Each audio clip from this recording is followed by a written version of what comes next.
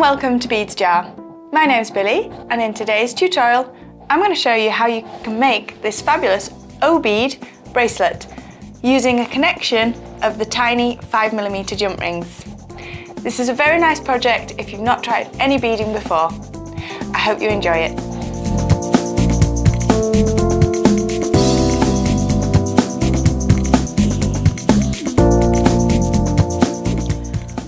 We're going to be using some 5mm silver-plated jump rings, a lobster clasp, and we have these beautiful jade and chrome O beads.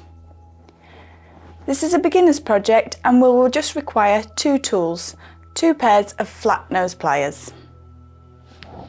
We're going to be making this beautiful chrome and jade chain bracelet, which can equally be made into an earring as well if you want to make a matching set.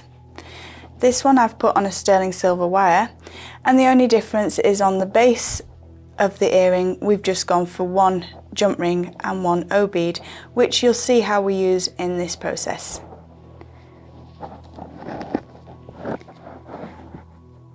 To start with some serious basics, I'm going to show you how to correctly open one of the jump rings by using two pairs of flat nose pliers.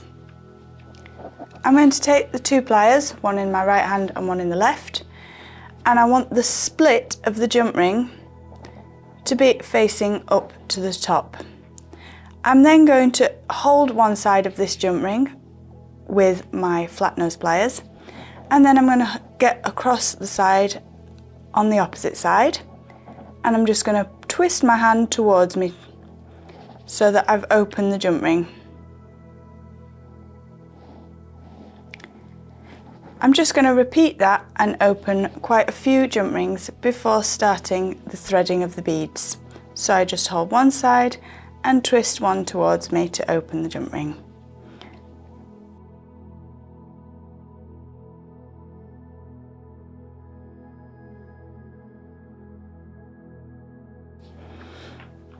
So now I've got a few of my jump rings opened, we're going to start the threading process. So what I wish to do is to hold one side of the opened jump ring, and I'm going to pick up my first two O beads. I'm wanting to create an effect here where one way we get the jade effect, but the other way you get the chrome side coming through on the design. In order to do that, we're going to put the beads on in the same direction for all the jump rings. So by that, I'm going to put the chrome side on to my jump ring first and let that drop to the bottom. I'm then going to thread the next O bead with the jade side inwards, so the two sides that are matching in colour are facing each other. I'm then going to close this jump ring, and I'm going to hold one side as I have done and reposition the second pair of pliers on the opposite side. Just moving one hand, I'm going to move the jump ring back together so that it joins perfectly and there's no gap. I'm now going to pick up a new jump ring and hook that, so it's already opened, onto the jump ring I've just added the O beads to. Just going to hold that on the side, and I'm going to add another two. So this time we're doing the same. So the chrome side goes first with the jade inside, and then the jade, and then the chrome. And we want to close that back together.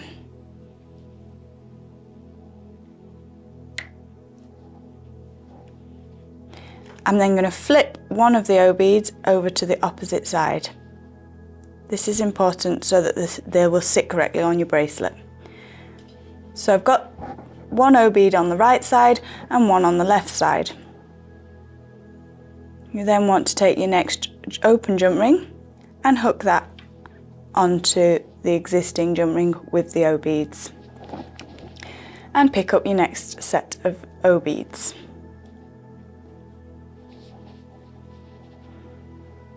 Once they're on the jump ring, we close it. Make sure there's no gap. Flip an O bead to one side and add another jump ring. And you're just going to continue until you have the length required to make up your bracelet.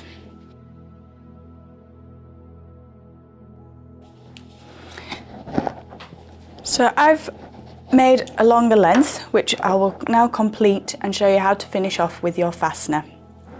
So I just need to make sure when I attach my next set that my colour system is going to work correctly. So I know this side was the chrome, flop it down, and we have our system of colour following through here.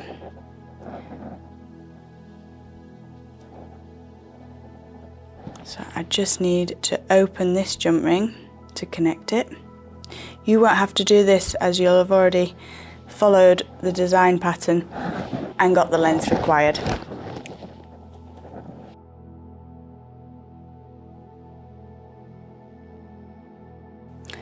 So now I have the length that I need for my bracelet, and I'm going to be adding our lobster clasp to finish the bracelet design off.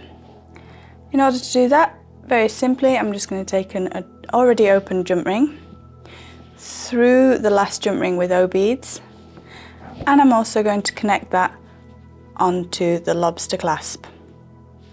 I'd recommend not adding 2 O beads to this last jump ring, as it can sometimes just get in the way of your thumbs when opening the clasp. On the opposite side,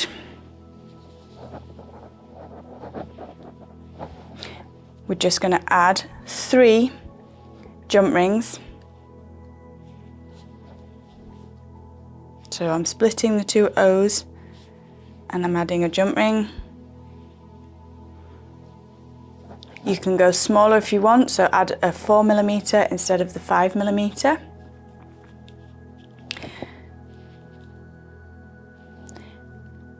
And if you're not sure on the size of chain or bracelet that you need, you can always just make a little dangly chain so that the length can be decided by the wearer.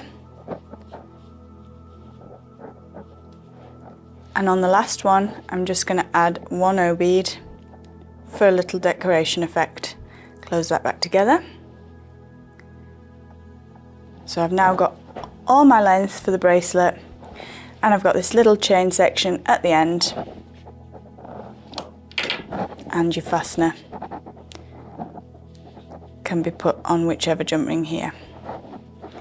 And that's a really nice, simple, but very effective way to use these beautiful O beads and get 2 colour effects running through. I hope you enjoy the project.